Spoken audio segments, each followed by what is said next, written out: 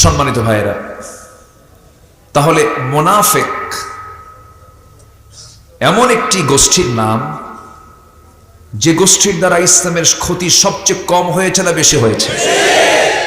সে মুনাফিক তো নাই, আমার দেশে আছে। মুনাফিক কারা এটা জানতে হলে, বুঝতে হলে মুমিন কারা এটাও জানতে হবে। মুমিন কারা এটা জানলে মুনাফিক চেনা যাবে, মুনাফিক কারা এটা জানলে মুমিন চেনা যাবে।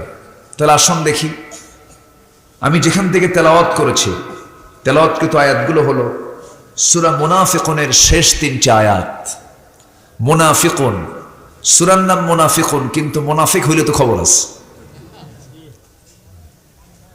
মুনাফিক হওয়া যাবে? যাবে না। মুনাফিক এটা যার বাংলা হচ্ছে কপটতা, ভণ্ডামি, প্রতারণা। এটা মারাত্মক একটা রোগ। বিশ্বাসগত কপটতা আছে, আবার কর্মগত কিছু কপটতা আছে, মুনাফিকতা আছে। সম্মানিত ভাইয়েরা, মুনাফিককে আল্লাহ তাআলা চরম ভয়াবহ শাস্তির জন্য বলেছেন এবং রাসূলকে অর্ডার দিয়েছেন শক্ত ভাষায় তাদের মোকাবেলা করার জন্য। আল্লাহ রাব্বুল আলামিন রাসূলকে অর্ডার দিয়েছেন কেমন করে দেখেন, ইয়া আইয়ুহান নাবিয়্যু জাহিদিল কুফফার ওয়াল মুনাফিকিনা ওয়াগলুয আলাইহিম ওয়া মাআওয়াহুম জাহান্নাম। নবী হে, আপনি কাফিরদের বিরুদ্ধে, মুনাফিকদের বিরুদ্ধে জিহাদ করুন এবং তাদের ব্যাপারে আপনি কঠোর হবেন, যেমন কঠোর হওয়া দরকার, এবং তাদের ঠিকানা হবে জাহান্নাম। মুনাফিক কিন্তু কোনো কাফের নয়, মুনাফিক কিন্তু কোনো মুশরিক নয়। মুনাফিক কিন্তু এক শ্রেণীর নামাজ পড়নেওয়ালা, দাড়ি রাখনেওয়ালা, টুপি পরনেওয়ালা, জুব্বা পরনেওয়ালা, যারা নামাজ পড়ে ইমামের পেছনে আর নেতৃত্ব মানে হলো বেনামাজির পেছনে। আছে না নাই?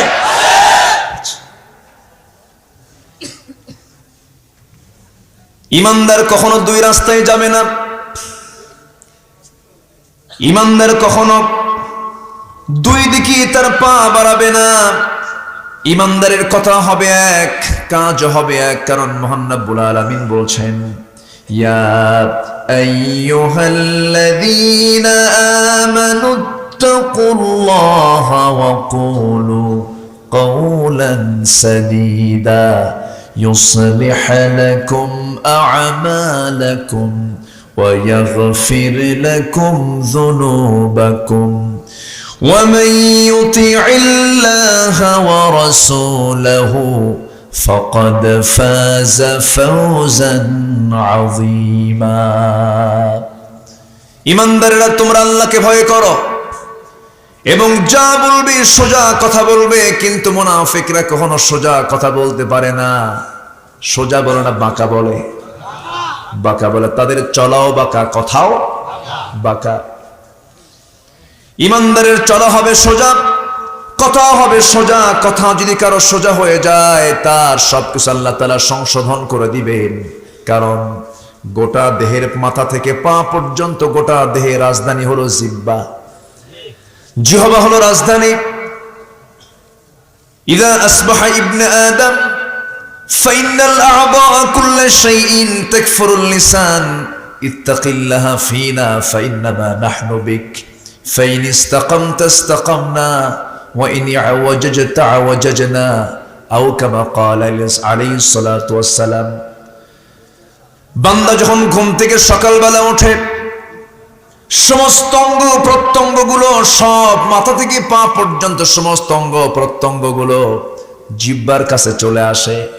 জিহ্বার কাছে এসে বলে, ইত্তাকিল্লাহা ফিনা, হে জিহ্বা, তুমি আমাদের জন্য আল্লাহকে ভয় করো, কারণ আমরা তোমার সঙ্গেই থেকে যাই। ফাইন্নামা নাহনু বিক ফাইন ইসতাকামতা ইসতাকামনা, তুমি যদি ঠিক থেকে যাও আমরাও ঠিক থেকে যাব, আর তুমি যদি ব্যাঠিক হয়ে যাও আমরাও ব্যাঠিক হয়ে যাব। কিন্তু মুনাফিকদের সবচেয়ে বড় চরিত্র হলো এরা এদের জিহ্বা কখনো ঠিক রাখতে পারে না। সূরা মুনাফিকুনের শুরুতে আল্লাহ রাব্বুল আলামিন বলেন, ইযা জাআকাল মুনাফিকুনা ক্বালু নাশহাদু ইন্নাকা লারাসূলুল্লাহি ওয়াল্লাহু ইয়া'লাম ইন্নাকা লারাসূলুহু ওয়াল্লাহু ইয়াশহাদু ইন্নাল মুনাফিকিনা লাকাযিবুন। আল্লাহ সাক্ষ্য দিচ্ছেন মুনাফিকরা সবচেয়ে বড় মিথ্যুক। মুনাফিকরা কি হয়? একটা প্রশ্ন করব আমি, এই দেশে যত পেশার লোক আছে, যত শ্রেণীর লোক আছে, কোন শ্রেণীর লোক সবচেয়ে বেশি মিথ্যা কথা বলে? কারা? মুনাফিক তো আছে। কোন শ্রেণীর লোকেরা? হ্যাঁ বলেন। আচ্ছা আমার ভাইয়েরা, আমি কিন্তু বললাম না, আপনারাই বলে ফেললেন। স্বাধীনতার এই 52 বছর কত চাপা আমাদের কানে এসেছে, আসে নাই? কত কি আমরা শুনেছি, কোরআন সুন্নাহ বিরোধী কোন আইন পাস হবে না। কত চাপা আমরা শুনলাম, কত কথা আমরা শুনলাম। মুনাফিকদের চরিত্র হলো যা বলবে তা করবে না, যা করবে তা বলবে না। কিন্তু ইমানদারের জবান এবং কাজ হবে একরকম, মুনাফিকরা তার সম্পূর্ণ উল্টা করে ফেলবে। এই জন্য মুনাফিকের কাতারে যাওয়া যাবে না। আমরা মুমিন যদি হতে চাই, মুমিনের গুণগুলো আমরা নিয়ে আসব। আমার ভাইয়েরা, আরবিতে নাফিকুল ইয়ারবু মানে হলো পাহাড়ি ইঁদুর বলা হয়। পাহাড়ি ইঁদুরকে আরবিতে নাফিকুল ইয়ারবু বলা হয়।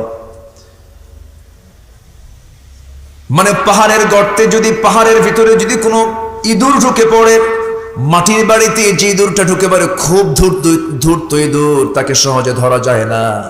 মুনাফিকের ধূর্তামি, মুনাফিক এত ধূর হয়ে থাকে, এত ধূর্ত হয়ে থাকে, মুনাফিকি সহজে ধরা যায় না।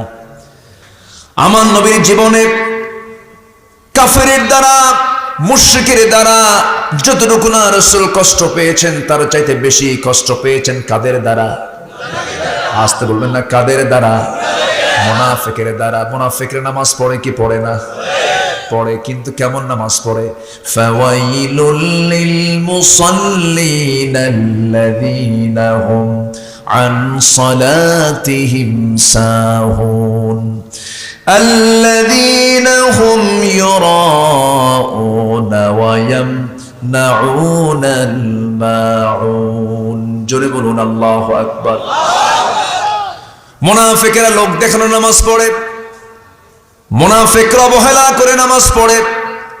আমার নবীর এক সাহাবীর কাছে মুনাফিকদের তালিকা ছিল। মাঝে মাঝে ওমরে ফারুকের মতো একজন দামি সাহাবী তার কাছে যেতেন, গিয়ে আস্তে আস্তে বলতেন, ও সাহাবী শোনো, দেখো তো আমার নামটা তালিকায় আছে নাকি। আর আমরা তো মনে মনে ভাবতেছি আমরা তো জান্নাত পেয়ে গেছি। জান্নাতের সংবাদ প্রাপ্ত একজন সাহাবী ওমরে ফারুকের মতো মানুষ, নবীর মুখ থেকে বের হয়েছে, আমার ওমর জান্নাতি। সেই ওমরের মতো মানুষ সন্দেহ করে মাঝে মাঝে গিয়ে সেই দায়িত্বপ্রাপ্ত সাহাবীকে বলতেন, দেখো তো ভাই, ওই যে 82 জন নামের তালিকা আছে, ওর মধ্যে আমার নামটা আছে নাকি? কারণ আমার মনে হয় আমার মধ্যে কিছু নিফাকতা থাকতে পারে। কি চিন্তা, কি পেরেশান তাদের মধ্যে কাজ করত। একজন দামি সাহাবী নাফাকা হানজালা চিৎকার মেরে মেরে নবীর দরবার পর্যন্ত চলে এলেন, হুজুর হানজালা মুনাফিক হয়ে গেছে। কারণ নবী, আপনার সামনে যখন বসি দুনিয়ার কথা ভুলে যাই, যখন আপনার দরবার থেকে যখন বাইরে চলে আসি দুনিয়ার কথা মনে হয়, তো মুনাফিকের লক্ষণ। রাসূল বলছেন, না রে হানজালা, সব ঠিক আছে, বিয়ে তো আমার সুন্নাত, পরিবার দেখা আমার সুন্নাত, সন্তানের মুখে খাবার তুলে দাও আমার সুন্নাত, ব্যবসা করো আমার সুন্নাত। তবে হানজালা, আমার উম্মতের বৈরাগ্য হলো জিহাদের ময়দান। জোরে কোন সুবহানাল্লাহ। আমার বন্ধুগণ, ইমানটাকে যত্ন নিতে হবে, ইমানের লালন করতে হবে। ঈমান এনেছি এতটুকু বলি আমি শেষ করতে পারবো না, না না, পরীক্ষাও দিতে হবে, যত্ন নিতে হবে। দুটো আয়াত এসেছে। আল্লাহ তাআলা সূরা আনকাবুতের শুরুতে বলেছেন, আল্লাহ রাব্বুল আলামিন বলছেন, আহাসিবান নাসু আন ইউতরাকু আন ইয়াকুলু আমান্না ওয়া হুম লা ইফতানুন। আবার আরেক আয়াতে বলছেন, ওয়াল্লাযীনা আমানু ওয়া লাম ইয়ালবিসু ঈমানাহুম বিযুলমিন উলাইকা লাহুমুল আমনু ওয়া হুম মুহতাদুন। ঈমান যারা আনবে, কিন্তু ঈমানকে যারা জুলুমের দ্বারা যারা আবৃত করবে না, জুলুম মানে শিরক, শিরক মানে জুলুম, ইন্নাশ শিরকা লাযুলমুন আযীম। জুলুম দ্বারা, শিরকের দ্বারা যারা আচ্ছাদন করবে না, ঈমানটাকে যারা ফ্রেশ রাখবে, শিরক মুক্ত রাখবে, ক্যান্সার মুক্ত রাখবে, আমি আল্লাহ তাকে নিরাপত্তা দেব, আমি তাকে জান্নাত দিয়ে দেব। জোরে বলি সুবহানাল্লাহ। ঈমানের যত্ন নেওয়ার দরকার আছে না নাই? সবার আগে কিসের যত্ন? ঈমান নষ্ট হওয়ার আমল আছে না নাই? আছে না নাই?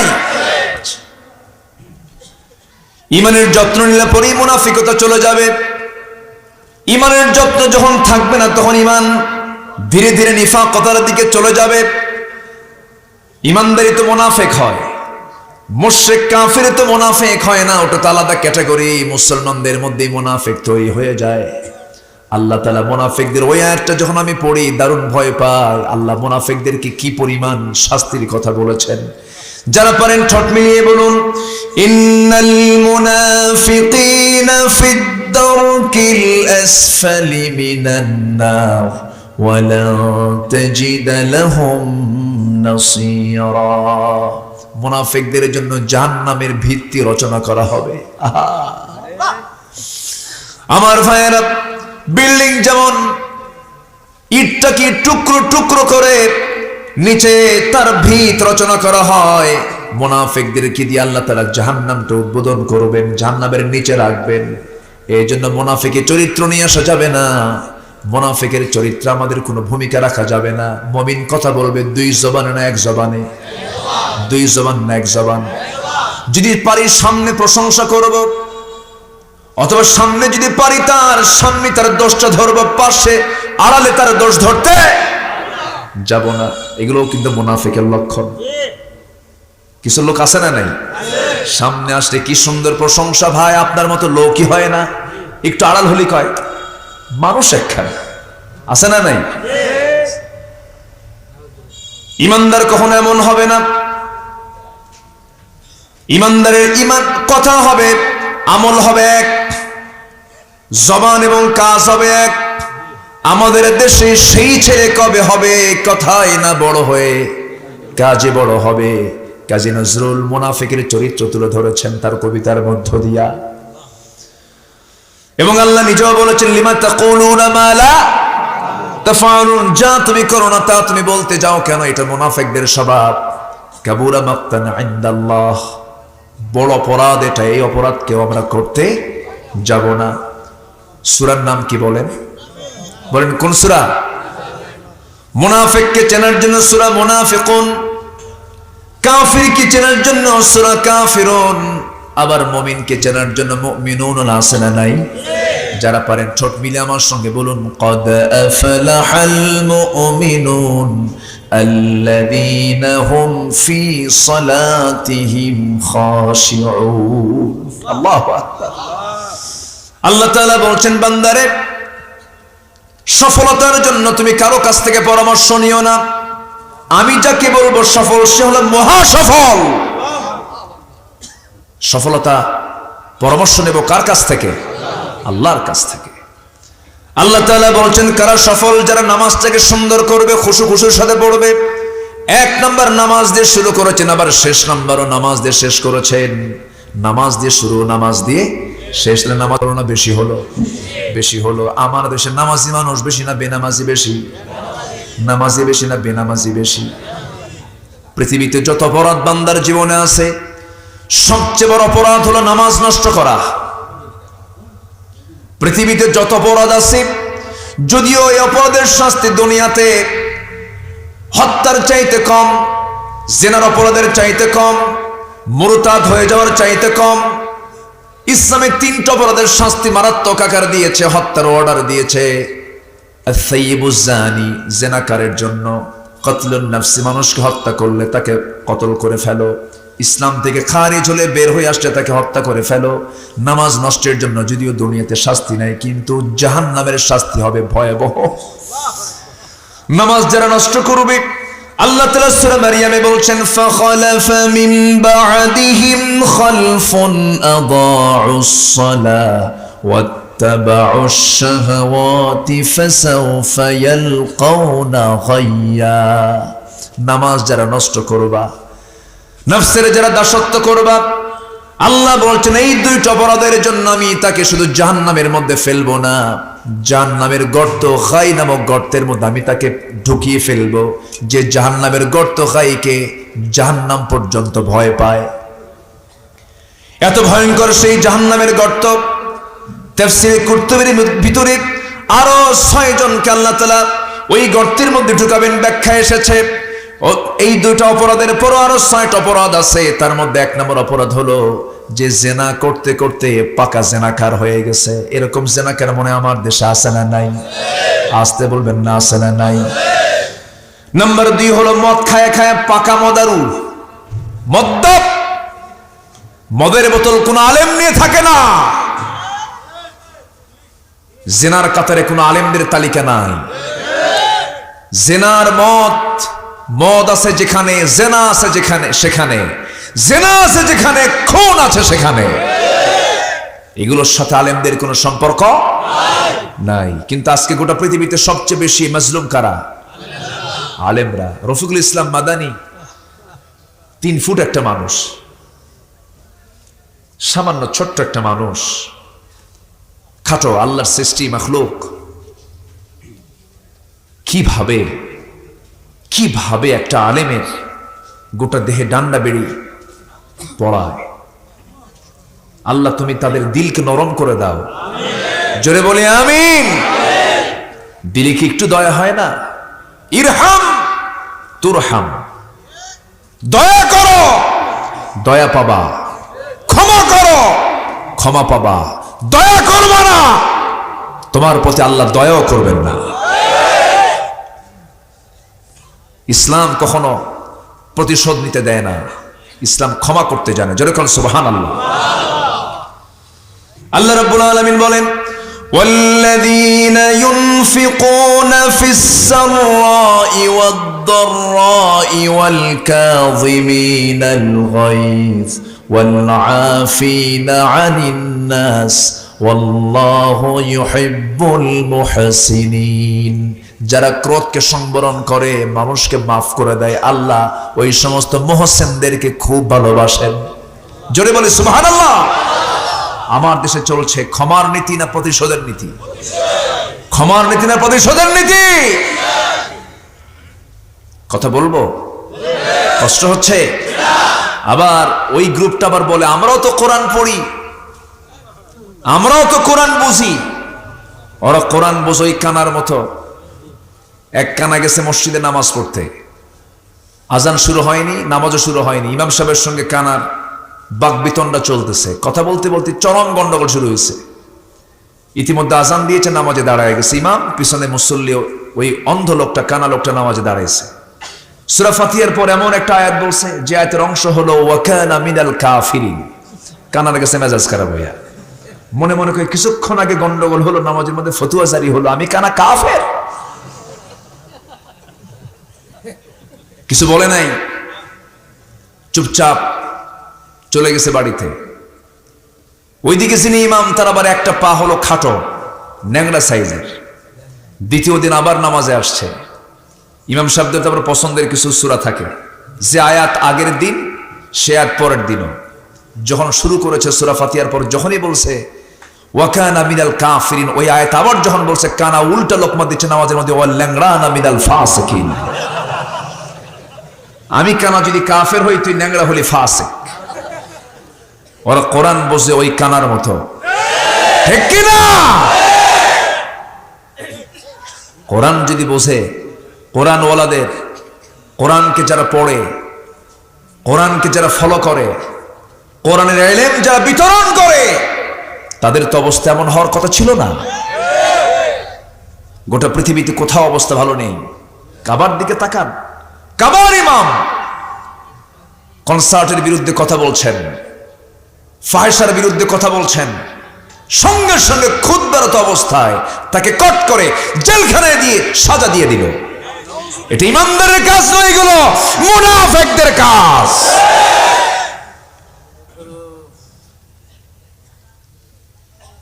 আজকে মুসলমানের কোনো অভাব ছিল না, সংখ্যায় মুসলমানের অভাব নেই। 180 কোটি মুসলমান, প্রতি 4 জন 1 জন মুসলমান। সম্পদের কোনো অভাব নেই। মুসলমান তেল বন্ধ করলে গোটা পৃথিবী না খায় মরবে, ঠিক কি না? কথার কথা বলছে, আল্লাহ তো সবাইকে খাওয়ান। মুসলমানদের হাতে কি কি আছে এই কথা বলতে না, আমি এই কথা বলছি। মুসলমানের সম্পদ ছিল, ম্যান পাওয়ার ছিল, সবই ছিল, সবই আছে, কিন্তু সমস্যা হলো মুনাফিকতা আছে। আছে না নাই? মুনাফিক চক্রের হাতে সব জিম্মি হয়ে আছে গোটা পৃথিবীর মুসলমান। কথা আছে, কিন্তু রাত তো অনেক হলো। আমি চিন্তা করতেছি কোনো আপনাদের কোনো কষ্ট হচ্ছে কিনা, কারো কোনো সমস্যা নাই তো? জোরে বলি ইনশাআল্লাহ। আমার খুব শখ ছিল মরহুম মকবুর গোলাম সাদিক সাইদি রহমতুল্লাহ আলাই, আমি তার সঙ্গে একটু দেখা করব, আমার খুব শখ ছিল, কিন্তু পারিনি। উনি ইন্তেকাল করেছেন। গোলাম সরওয়ার সাইদি রহমতুল্লাহ আলাই ওনার চাচাতো ভাই, ওনার সঙ্গে আমার ব্যক্তিগত পরিচয় ছিল। এদিকে আসা হয়নি। আমি শুনেছি অনেক, তার অনেক গুণকীর্তন শুনেছি। আল্লাহ তুমি তার কবরটাকে জান্নাতের টুকরা বানায় দাও। এই ফুল বাগানগুলো তিনি সাজিয়ে গেছেন। মানুষ মারা গেলে এগুলোতে থেকে যায়। মৃত্যুর পূর্বে কিছু কাজ, যেরকম এমন কিছু কাজ তুমি রেখে যাও যেন কবরে শুয়ে শুয়ে এই সমস্ত কাজের জন্য পুরস্কার তুমি পেতে থাকো কিয়ামত পর্যন্ত। এই দিক থেকে মরহুম মকবুর পীর সাহেব রহমতুল্লাহ আলাইহি তিনি মনে হয় কোনো কিছু বাদ রাখেননি। এলাকায় তিনি একটা ফুল বাগান, অনেক ফুল বাগান তিনি ছড়িয়ে দিয়েছেন। বলি আলহামদুলিল্লাহ। তার সুযোগ্য সন্তান, আমরা তার জন্য দোয়া করি। বাবার জন্য অবশিষ্ট কাজগুলো তিনি সম্পূর্ণ করতে পারেন। আমরা পীর বিরোধী মানুষ না, পীরকে আমি ভালোবাসি, পীরকে মোহাব্বত করি, কিন্তু নোংরামি ভণ্ডামীদের প্রতিরোধ করার জন্য হক্কানি পীরের দরকার আছে না নাই? আসতে বলবেন না, আছে না নাই? আছে। আব্দুল কাদের জিলানী রহমতুল্লাহ আলাই, শাহ সুলতান বলখি রহমতুল্লাহ আলাই, খান জাহানিল রহমতুল্লাহ আলাই, সিলেটের শাহজালাল ইয়েমেন থেকে এসেছেন, ইয়েমেনের রহমতুল্লাহ আলাই, খাজা মাইনুদ্দিন চিশতি রহমতুল্লাহ আলাই। কি ভূমিকা তাদের ছিল! তারা এক হাতে আল্লাহর কালাম কোরআন হাতে নিয়েছেন, আরেক হাতে তরবারি নিয়েছেন। কালিমার পতাকাকে তারা উড্ডীন করার জন্য সংগ্রাম করেছেন। সম্মানিত ভাইয়েরা, আল্লাহ তুমি আমার গোলাম পরওয়ার ভাইকে তুমি আল্লাহ কবুল করে নাও। জোরে বলি আল্লাহুম্মা আমিন। মুরব্বী আল্লাহ তাআলা তাকে তুলে নিয়েছেন। তার মতো বয়সী লোক এখনো বহু আছে না নাই? আছে। আমরা তার শূন্যতা ফিল করছি আমার কাছে মনে হয়, কারণ মুরব্বী পৃথিবীতে বেঁচে থাকলে বরকত কমে না বাড়ে? বাড়ে। বাড়িতে যাদের আব্বা আম্মা আছে বয়স বেশি হলে পরে আরো দোয়া করবে, আল্লাহ তুমি আরো বয়সে আমার চোখের সামনে আমার বাপ মাকে তুমি আল্লাহ বেঁচে রাখো, কারণ বাপ মা আছে যে ঘরে বরকত আছে সেই ঘরে। তো সবাই কি কষ্ট পাচ্ছেন না তো? খুব ভালো মানুষ আপনারা, আমি খুব খুশি আলহামদুলিল্লাহ। আমি বেশি সময় নেব না, আমাদের সব রাত কথা বলতে হয়, তো আমি চেয়েছিলাম একটু আগে উঠতে, কিন্তু আমার গোলাম জিলানী ভাই আরেক প্রিয় মানুষ, ওনার চেহারাটাকে আল্লাহ তাআলা কি বরকতময় করে দিয়েছেন দেখেন। একটা হাসি দিলে মনে হয় যে ফুটন্ত গোলাপ হাসতেছে। আলহামদুলিল্লাহ। কই উনি চলে গেছেন মনে হয়, যে খুব ভালো মানুষ আলহামদুলিল্লাহ। সম্মানিত ভাইয়েরা, আমরা এখানে বসে আছি, আজকে আমরা একটা সিদ্ধান্ত নিয়ে যাব, আমরা আমাদের জিহ্বাকে ঠিক রাখবো। জোরে বলি ইনশাআল্লাহ। কোরআনের সরাসরি আয়াত এসেছে, আল্লাহ সাক্ষী দিচ্ছেন, আল্লাহু ইয়াশহাদু ইন্নাল মুনাফিকিনা লাকাযিবুন, আল্লাহ সাক্ষী দিচ্ছেন মুনাফিকরাই মিথ্যা কথা বলে। তাহলে মিথ্যা কথা বলবে যারা কি হবে? মিথ্যা কথা বলবে যারা মুনাফিক হবে তারা। সাক্ষী কে দিলেন? কে সাক্ষী দিলেন? আল্লাহ। মুমিনদের 7টা গুণ, মুনাফিকদের ভিতরে এই 7টা গুণ থাকে না। নাম্বার 1 হলো নামাজ দিয়ে শুরু, যারা নামাজকে সুন্দর করে। নাম্বার 2 হলো যারা অনর্থক কথা থেকে নিজেকে বাঁচিয়ে রাখে। আনিল লাগফি মুআরিদুন ওয়াল্লাযীনা হুম লিযাকাতি ফাঈলুন, যারা সম্পদটাকে পবিত্র করে, যাকাত দেয়। নাম্বার 4 হলো ওয়াল্লাযীনা হুম লিফুরুজিহিম হাফিজুন, লজ্জাস্থানকে যারা হেফাজত করে। কিন্তু লজ্জাস্থানকে হেফাজত করে অন্য নারীর ক্ষেত্রে, কিন্তু স্ত্রী যার আছে, বিয়ে করার হুকুম কে দিয়েছেন? আসতে বলবেন না, কে দিয়েছেন? আল্লাহ যৌন কামনাকে নাজায়েজ করেন নাই। যৌন কামনা সমস্ত পয়গম্বরদের মধ্যেও ছিল, আল্লাহর বড় বড় ওলিদের মধ্যেও ছিল। যৌন কামনা কোনো অবৈধ কিছু নয়, কিন্তু আল্লাহ তাআলা যৌন কামনা দিয়েছেন বৈধভাবে করতে না অবৈধভাবে করতে। বৈধভাবে বিয়ে করে নাও, ফানকিহু মা তাবা লাকুম মিনান নিসা। কিন্তু আমি যদি একটা প্রশ্ন করি আপনাকে, এখন আজকের সমাজে বিয়ে করা সহজ না জিনা করা সহজ? বলেন। বিয়েটা কঠিন হয়ে গেছে, জিনাটা সহজ হয়ে গেছে। কিন্তু আল্লাহ তাআলা দেখতে চান জিনার চিত্র না বিয়ের চিত্র? বিয়েটা আল্লাহ তাআলা দেখতে চান। তোমরা বিয়েটা করে নাও, ইজাব কবুল করে নাও। কিন্তু আজকে বিয়েটা জটিল। আজকে দিনের বেলা কোন এক যুবক আমাকে প্রশ্ন করতেছে, হুজুর একটা প্রশ্ন। কি প্রশ্ন? হুজুর আমরা যৌবন প্রাপ্ত হয়েছে, যুবক হয়েছি, আমাদের বয়স 20 বছর চলে, বাপ মাকে বিয়ের কথা বলতে পারি না। সমাজে বিয়েটা জটিল হয়ে গেছে। নামাজও পড়ি, ভালো থাকার চেষ্টা করি, কিন্তু ফিতনা, এই ফিতনার যুগে আপনি একটু ওয়াজ করতে নিয়ে হুজুর একটু বলবেন, মুরব্বীরা যেন একটু শোনে, বোঝে যেন। দেখছেন কি একটা তার কষ্টের কথাটা বলতেছিল। যুবকদের যৌবনের আকাঙ্ক্ষা আছে না নাই? আজকের মাহফিল আমি লক্ষ্য করে দেখছি যুবকরা আজকের মাহফিল উপস্থিত বেশি, আলহামদুলিল্লাহ।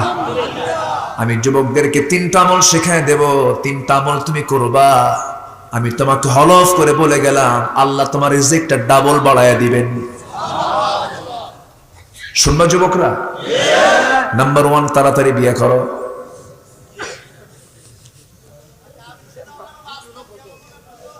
এই তো বলে ফেলছে একটা কথা না?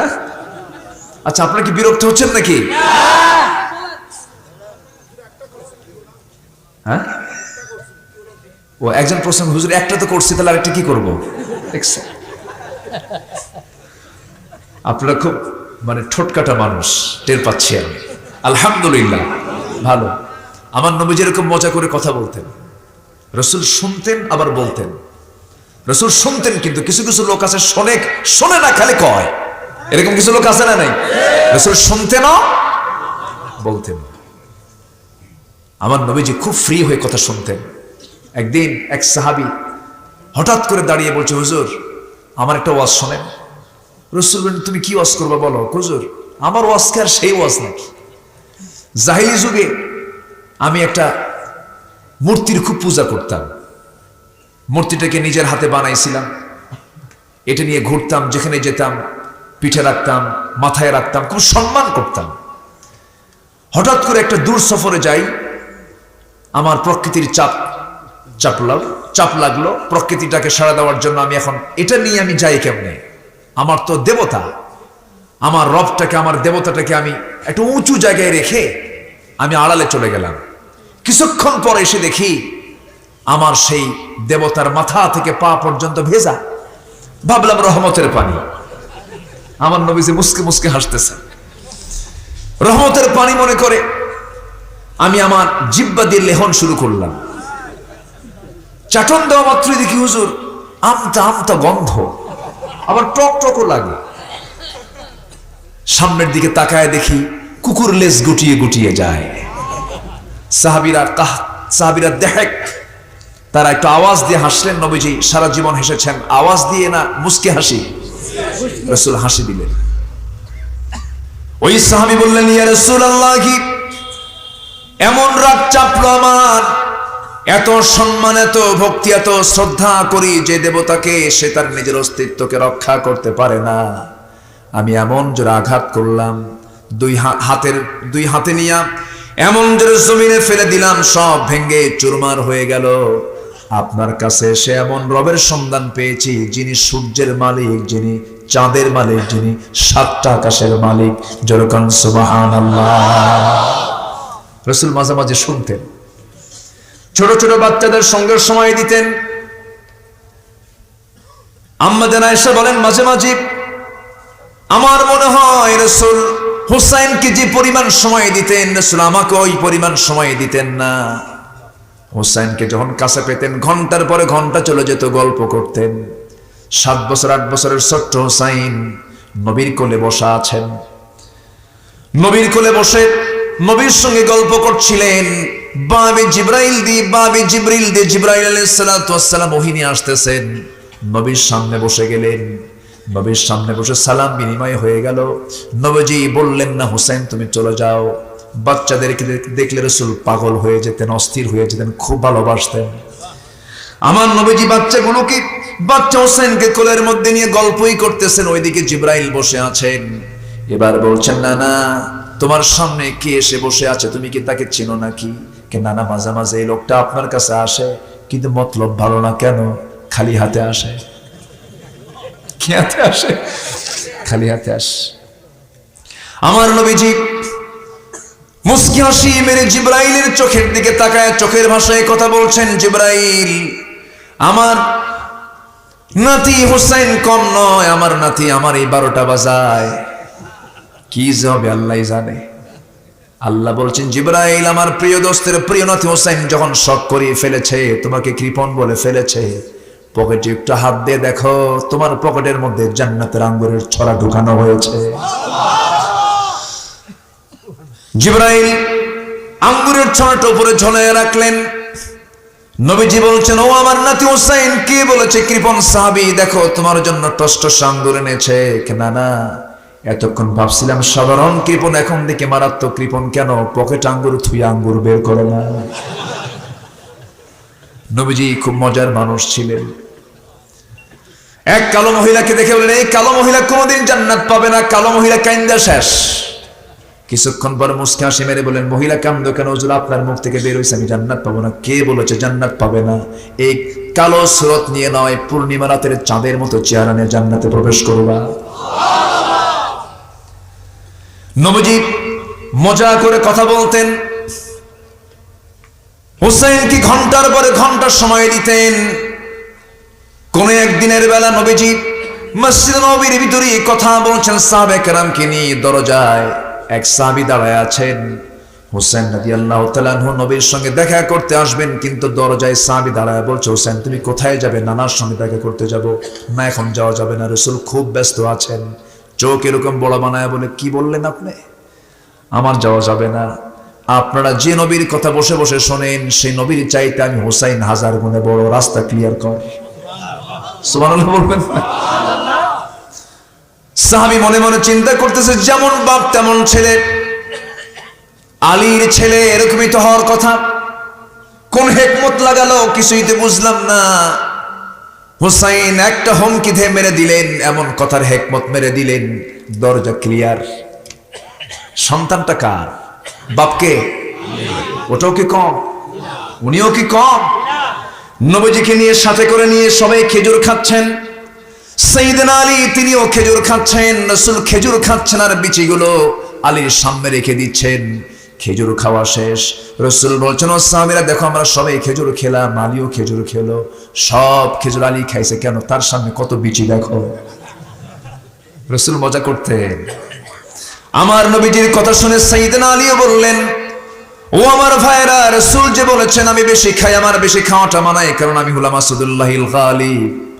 আমি যোদ্ধা, আমার খেতে হবে, আমার বাহুবল দরকার, খাদ্যের দরকার।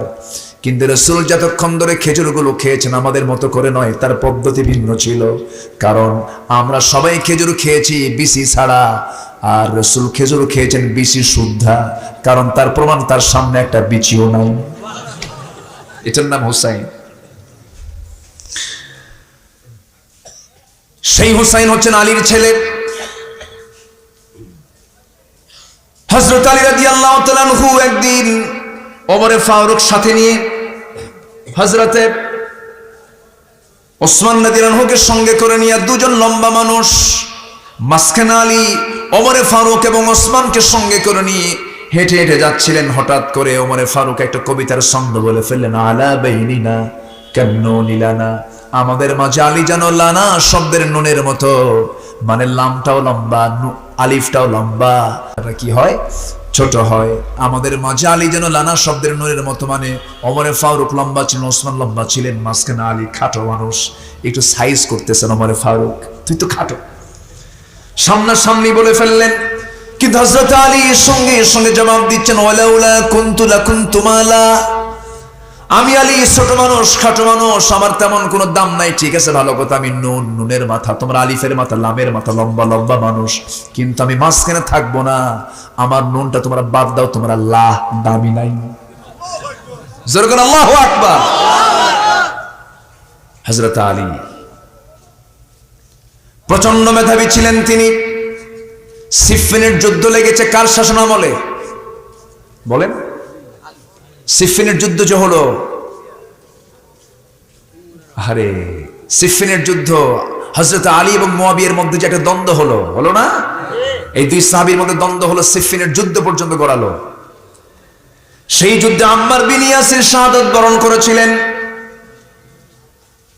কিছু সংখ্যক সাহাবী প্রশ্ন করে বসলেন, আলী, প্রথম খলিফার সময় গন্ডগোল লাগলো না, দ্বিতীয় খলিফার সময় গন্ডগোল লাগলো না, তৃতীয় খলিফার সময় এত জটিলতা সৃষ্টি হলো না, তোমার সময় যুদ্ধ পর্যন্ত গড়ালো, এর কারণটা কি?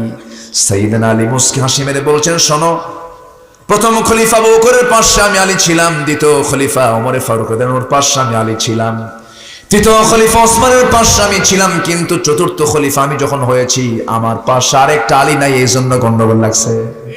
দেখছেন, মানে ইনি এত মেধাবী ছিলেন, কথায় কেউ তার সঙ্গে পারত না। তার ছেলে হুসাইন, আপনি তো ওয়াজ আমার উল্টায় দিলেন, এই প্রশ্ন করছে তো ওয়াজ আমার ঘুরে গেছে আরেক দিকে।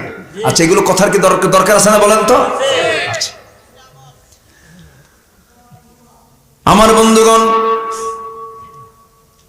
হুসাইন রাদিয়াল্লাহু আনহু নবীর সঙ্গে দেখা করতে যাবেন, দরজা ক্লিয়ার করে নিলেন, সাহাবী দরজা খুলে দিয়েছেন, নবীর সামনে গিয়ে দাঁড়ায় আছেন মশান নিয়া, মুখে কোনো হাসি নাই।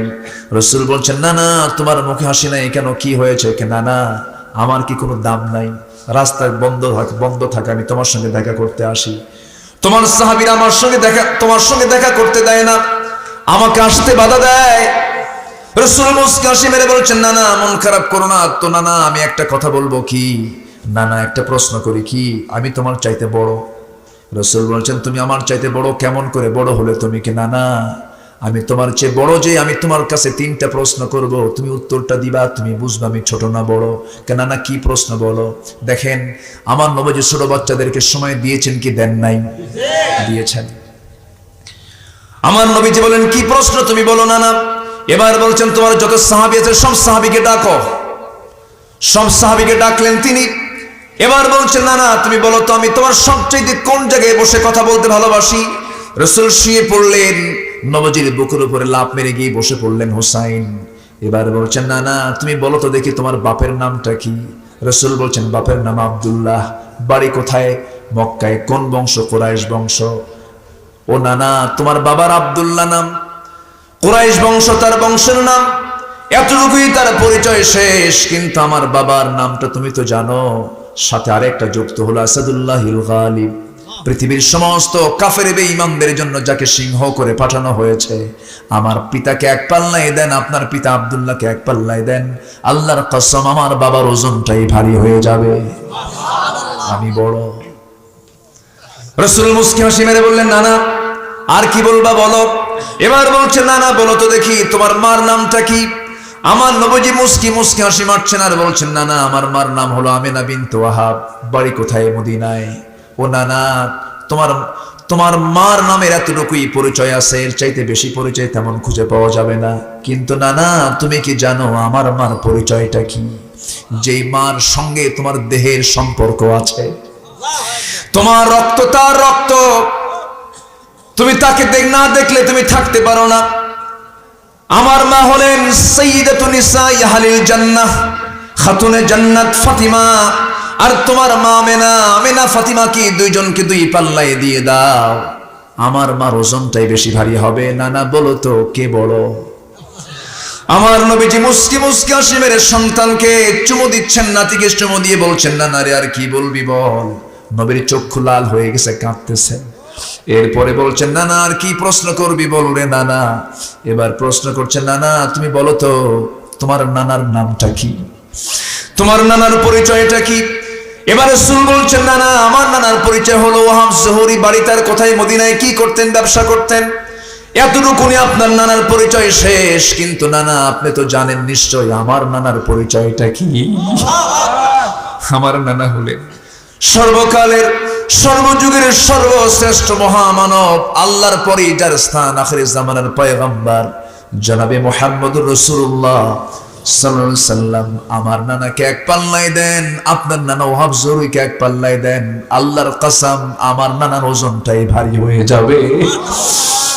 আমার নবীজি তার কপালে চুম্বন করলেন, গ্রীবা গন্ডদে সব জায়গায় চুমুতে চুমুতে ভরায়া দিয়া বলছেন, নানা রে, আজকে আমি তোর কাছে কথার দিক থেকে হেরে গেছি। জোরে বল সুবহানাল্লাহ। ইসলাম কত সুন্দর, নবীজির ইতিহাস কত সুন্দর, নবীজির সুন্নাত গুলো কত সুন্দর, নবীজির সাহাবায়ে কেরামদের সঙ্গে বাচ্চাদের সঙ্গে তার ডিলিংসটা কত সুন্দর। এই সমস্ত কথাগুলো ক্লাস 6, 7, 8 ক্লাসের সিলেবাসে যদি আজকে ঢুকায় দেওয়া হতো, সন্তানগুলো আল্লাহওয়ালা হয়ে যেত। এগুলোকে না দিয়া ঢুকানো হচ্ছে, মানুষ নাকি আগে বানর ছিল। যেরকম নাউজুবিল্লাহ। কোরআন কি এটা বলে? কোরআন এটা বলে? ওরা বানরের বংশধর, ঠিক কিনা? আর আমরা আদমের সন্তান। আমার বন্ধুগণ, তাহলে মুনাফিক থেকে বাঁচার জন্য আমাকে মুমিন হতে হবে। কি হতে হবে? মুমিন হতে হবে। নাম্বার 1 বলেছি, নাম্বার 2 বলেছি, নাম্বার 3 বলেছি, নাম্বার 4 বলেছি, নাম্বার 5 হলো। নাম্বার 4 বলতে নিয়ে তো আমি চলে গেলাম বিয়ের দিকে। যুবকরা কয়টা কাজ করবা মনে আছে? 1 নাম্বার কি করবা? কোন দিন? হ্যাঁ, কালকে। এই যে কইছে কালকে বিয়ে করা উচিত। যে সমাজে জেনা বেড়ে যাবে সেই সমাজে রোগ বেড়ে যাবে। পশ্চিমাদের টার্গেট হলো মুসলিম সমাজকে জেনার মধ্যে ফেলে দেওয়া। ওদের চিন্তাই হচ্ছে এটা, জেনা বাড়ায়া দাও। নমরুদি স্টাইল এগুলো। কার স্টাইল? নমরুদের পদ্ধতি ছিল এগুলো। নমরুদ সমাজে জেনা চালু করে দিয়েছিল, অবৈধ সম্পর্ক সমাজে চালু করে দিয়েছিল, ফেরাউনরা এগুলোই চালু করে দিয়েছিল, আবু জেলদের সমাজে এগুলো চালু ছিল। মুসলিম সমাজে এগুলো চলতে দেওয়া যাবে না। যুবকরা, তোমার রিজেক্টটা বাড়াতে চাইলে জেনার দিকে যাওয়া যাবে। ওয়ালা তাকরাবু জিনা, জিনার কাছে যাওয়া যাবে না, বিয়েটা করে নাও। আব্বাকে বলে ফেলো, বুঝিয়ে ফেলো। আবার কিছু কিছু আব্বা আছে দুষ্ট টাইপের ছেলে, যদি বলে আব্বা বয়স হয়েছে বিয়ে করাও, কিসের বিয়ে রে তোর? এরকম ধমক মারা বাপ কিছু আছে না নাই? আপনি যে ধমকটা দিলেন, কিন্তু আপনার সন্তান যে বিয়েটা করতে চাইল, আপনি যে ধমক দেওয়ার কারণে সে যদি কোনো জেনার কাজে লিপ্ত হয়ে যায়, সেই জেনার অপরাধ বাবার দিকে যাবে কি যাবে না? আজ থেকে এখন যাবে কি যাবে না? যাবে। সাবধান। কু আনফুসাকুম ওয়া আহলিকুম নারা। নিজে বাঁচলে হবে না, পরিবারকেও বাঁচাতে হবে জাহান্নাম থেকে। মেয়ে সন্তানদের বিয়ে দেওয়া দরকার, ছেলে সন্তানদের বিয়ে দেওয়া দরকার। 3টা কাজ দ্রুত করো। মানুষ মরে গেলে দাফনটা দাও, জানাজাটা দিয়ে দাও। ঋণ হলে কি করো? পরিশোধ করো। নাম্বার 3 হলো বিয়ের সময় হলে তাড়াতাড়ি বিয়ে দাও। যৌবন চলে এসেছে, বিয়ে শাদী দিয়ে দাও। নবীজি তার পরিবারের বিয়ে শাদী দিয়েছেন, নিজেও বিয়ে করেছেন। নিজে বিয়ে করেছেন, বাপ নাই মা নাই। বিয়ে করেছেন কত বছরে? 25। কত বছর? 25। স্ট্যান্ডার্ড এজ হলো 25। রাসূল 25-এ বিয়ে কাফার করে ফেলেছেন। আমার নবীজি তার মেয়ে ফাতিমাকে বিয়ে দিবেন, প্রস্তাব দিলেন। বিলিয়নার সাহাবী, খেজুর বাগানের মালিক ওলা সাহাবী সে প্রস্তাব দিচ্ছেন। রাসূল বলছেন নট অ্যালাউ, হবে না, হবে না, আমার কাঙ্ক্ষিত প্রার্থী এখনো আসে নাই। সবার শেষে আলী আসছেন, নবীর সামনে দাঁড়াইয়াছেন, সালাম দিয়ে চুপ করে দাঁড়ায় আছেন, নিজের কথা তো নিজে বলা যায় না। রাসূল বলছেন আলী তুমি জানো কি জন্য আসছো? তুমি কি আমার মেয়েকে বিয়ে করবা নাকি? হুজুর দিলে করা যায়। সুবহানাল্লাহ বলবেন। লজ্জা পেয়ে গেছেন। সবচেয়ে কম বয়সে ইসলাম কবুল করেছেন কে? কে? আলী। আমার নবীজি নামাজ পড়েন, নবীজির ডানে জাফর, নবীজির বামে আলী। দুই ভাই দুই পাশে দাঁড়ায় গেছে। আবু তালেব বলতেছে মুহাম্মাদের, আমার দুটো সন্তানকে তোর হাতে তুলে দিলাম। রাসূল বলেন চাচার সন্তান দুটোকে তুলে দিন, আপনার খবর কি? কয় বাপের ধর্ম ছাড়বো না। বাপের ধর্ম? এরকম তেড়ি মার্কা লোক এখনো আছে না নাই? আবু তালেব মার্কা লোক কিছু আছে না?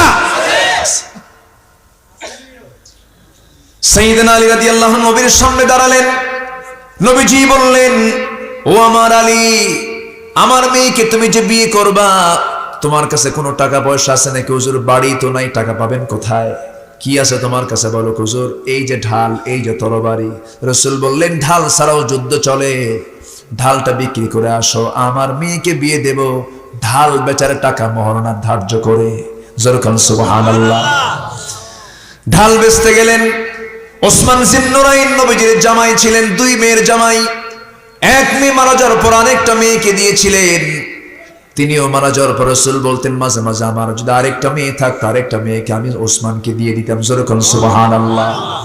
ওসমান সামনে দাঁড়িয়ে বলছেন আলী, সাত সকালে তুমি ঢালটা বিক্রি করতে আসছো কেন?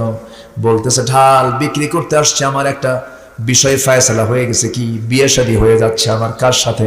আপনার শালী। কথা বলছেন? আপনার শালিকা। খুব খুশি হলেন। ঠিক আছে নাও, ঠিক আছে এই যে টাকা নাও, ঢালটা দাও। ঢালটা নিয়ে হাতের মধ্যে নিয়ে মুস্কি হাসি মেরে বলছেন আলী চলেই গেলেন নাকি? হ্যাঁ যাচ্ছি, কিছুক্ষণ পর তুমি তো আমার ভাইরা হবে, তোমাকে কিছু দেওয়া দরকার না, ঢালটা তোমারে দিয়ে দিলাম, যাও। ঢালটি নিয়ে আসলেন, নবীর সামনে দাঁড়ায় আছেন। রাসূল বলছেন আলী মনে হয় ঢালটা বিক্রি হয় নাই। হুজুর ঢাল তো বিক্রি হয়ে গেছে। ঢাল হাতে কেন? গিফট পাইছি। কে গিফট দিল? আপনার বড় জামাই ওসমান। কাম পাও নাই, এমন জায়গায় বেচতে গেছো? কি কথা বলছেন? সব তো নিজের মধ্যে হয়ে গেল। নবীজি মেয়েকে বিয়ে দিচ্ছেন। বিয়ে দেওয়ার সময় বলছেন মা বিয়ে তো দিলাম তোমাকে আমি, এমন সুন্দর ছেলে দিলাম যার গোটা মাথা থেকে পা পর্যন্ত সব তাকওয়া দিয়ে ভরা। সুবহানাল্লাহ। রাসূল বিয়ে দিয়েছেন কি দেখে? তাকওয়া দেখে। এখনকার মেয়ের বাপরা বিয়ে দেয় কি দেখা? এই তো দেখেন যুবকদের ভাষা কেবল বের হইছে।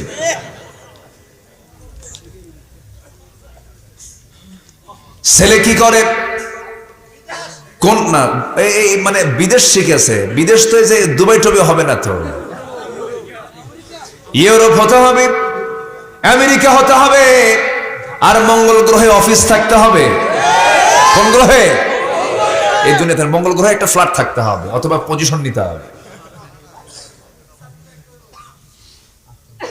আল্লাহর কসম করে বলি, আল্লাহর কসম করে বলি,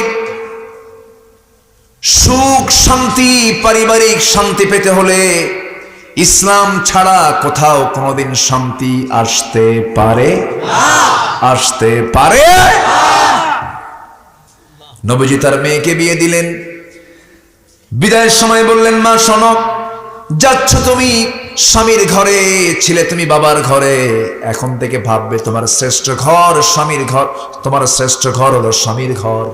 স্বামীর ঘরে করে খাও, মৃত্যুর দিন পর্যন্ত স্বামীর বিরুদ্ধে যেন একটা নালিশ আমার কানে না আসে। সুবহানাল্লাহ বলবেন না? আর এখনকার মেয়ের বাপরা কি কয়? মা তুই যা, যদি কিছু বলে খালি ফোন দিবি, খাইয়া ফালাবো। আসলে এরকম আছে? শান্তি হবে কেমনে? স্বামীর আনুগত্য বলতে কিছু নাই। এখন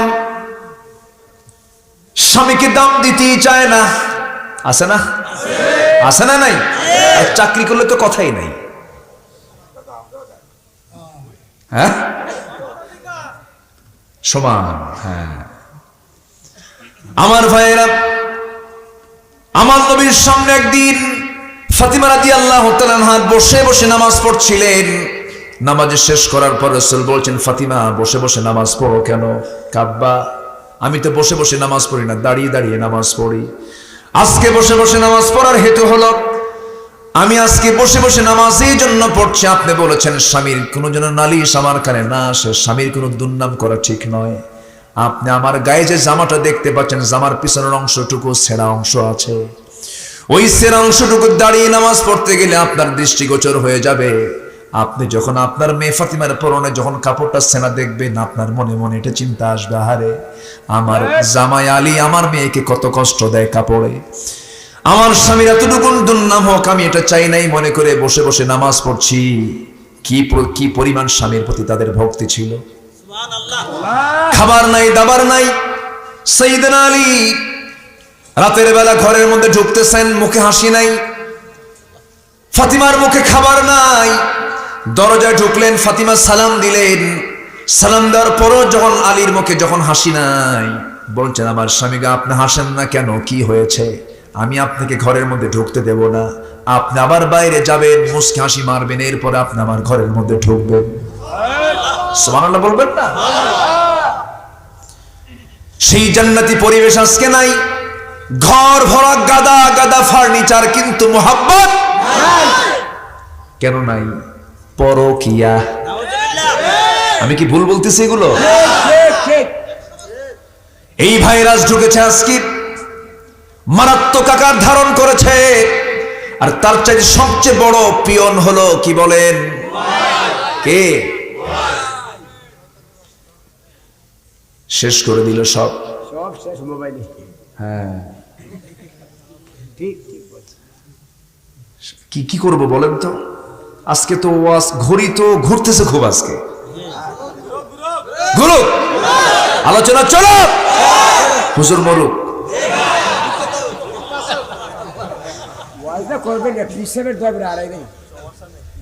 হুজুরও বাচক। জি বলি আলহামদুলিল্লাহ। আপনার বাড়ি যাবেন না? বাড়িও যাবেন না? তাহলে থাকেন, আমি যাই।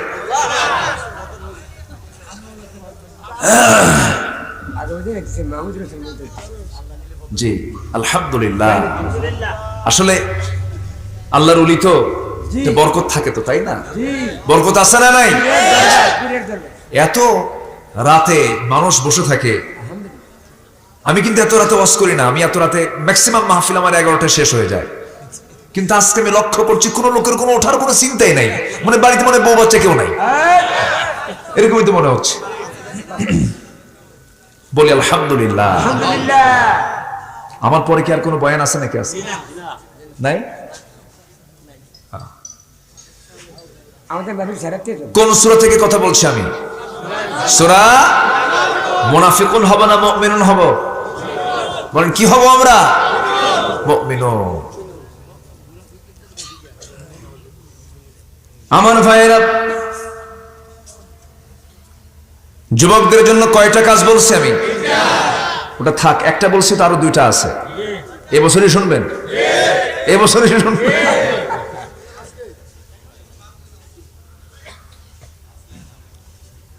আমাকে গোলাম সরোয়ার ভাই বলতেছে যে আপনার ছেলে মেয়ে কয়জন? বললাম যে আল্লাহ তাআলা আমাকে 4টা দিয়েছেন ছেলে মেয়ে। বড়টা কি করে? আমার 3টা মেয়ে। কেউ তো আলহামদুলিল্লাহ কইল না। বিয়ে কি আপনি দিবেন নাকি? তো জোরে কর না কেন আলহামদুলিল্লাহ? আচ্ছা, তো বড় মেয়েটা এবার আলিমে পড়ে, ইন্টারে পড়ে। তো ভাই বলতেছে, ভাই আপনার ছেলে মেয়ে এত বড় হলো কেমনে? তো বললাম, তো ভাইজান দেখে তো এরকম মনে হয় আমার এই ওয়াজের অঙ্গন চলছে হলো প্রায় 24 বছর। 24 বছর হয়ে গেছে, কিন্তু ফলাফল এটাই পেলাম, কোরআনের কথা বলার কারণে যুগ ধরে যুগ পার হয়ে যাচ্ছে, অন্ধকার প্রকাশ্যে সেই মাজলুম মুফাসসিররা ভিতরে অবস্থান করছে। তবে এটার ফলাফল দুনিয়াতে না পেলেও আখিরাতে আছে না নাই? আছে না নাই? আবু হানিফার মৃত্যু হয়েছে কারাগারে, 8 বছর জেল খেটেছেন। সৈয়দ আহমদ ইবনে হাম্বলকে মেরে রক্তাক্ত করে জমিনে ফেলে দিয়ে চলে গেছে। কোন ইমাম স্বাভাবিকভাবে তারা থাকতে পারেন নাই। ঈমান টিকে রাখতে গেলে পরীক্ষা দেওয়ার দরকার আছে না নাই? আছে না নাই? আছে। কিন্তু মুনাফিকদের কোনো অসুবিধা নাই। মুনাফিকদের কোনো, যেদিকে বৃষ্টি সেই দিকেই ছাতা, ভিজতে রাজি নাই মাগার। আছে না নাই? নাম্বার 5 হলো মুমিনের গুণ হলো ইমানদাররা আমানত রক্ষা করে। আল্লাযীনা হুম লিআমানাতিহিম ওয়া আহদিহিম রাউন, আমানত ঠিক রাখে, ওয়াদা ঠিক রাখে। নাম্বার 6। নাম্বার 7 হলো নামাজটাকে যত্নের সঙ্গে তারা আদায় করে। এই 7টা কাজ যে বান্দা করবে, আল্লাহ নিজে ওয়াদা করছেন, উলাইকা হুমুল ওয়ারিসুন, এই সমস্ত বান্দা হবে জান্নাতের ওয়ারিস। জোরে কোন সুবহানাল্লাহ। কয় নাম্বার জান্নাত? পৃথিবীর প্রথম মানুষটা মূর্খ না জ্ঞানী? পৃথিবীর প্রথম মানুষটা মূর্খ না জ্ঞানী? জ্ঞানী। শুধু জ্ঞানী না, বিশেষ জ্ঞানী। ওয়া আল্লামা আদামাল আসমাআ কুল্লাহা ওয়া আল্লামা।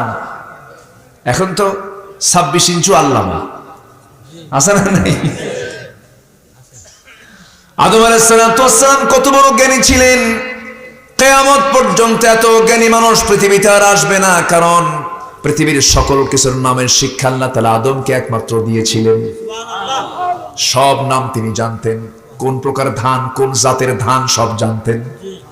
আদম ছিলেন কৃষিকাজের রূপকার, দাউদ আলাইহিস সালাম ছিলেন অস্ত্র নির্মাতা, তারপর ইদ্রিস আলাইহিস সালাম ছিলেন টেক্সটাইল ইঞ্জিনিয়ার। সকল সভ্যতা এসেছে আম্বিয়া কিরামদের মধ্য দিয়ে, আর এরা কয় মানুষ ছিল বানর। সম্মানিত ভাইয়েরা, আমরা জ্ঞানী হব। এই কোরআন হিন্দু ভাইদের জন্য ব্রাহ্মণ, তাদের ধর্মগ্রন্থ পড়লে হয়ে যায়। খ্রিস্টানদের জন্য যারা পাদ্রী, তাদের ধর্মগ্রন্থ পড়লেই হয়ে যায়। কিন্তু মুসলমানদের জন্য শুধু আলেমরা পড়লে হবে না। মুসলমানদের জন্য কোরআন শুধু আলেমরা পড়বে না, সব মুসলমান পড়বে। সব পড়বে, সবাই পড়তে হবে। না পড়ে জান্নাত পাওয়া যাবে না।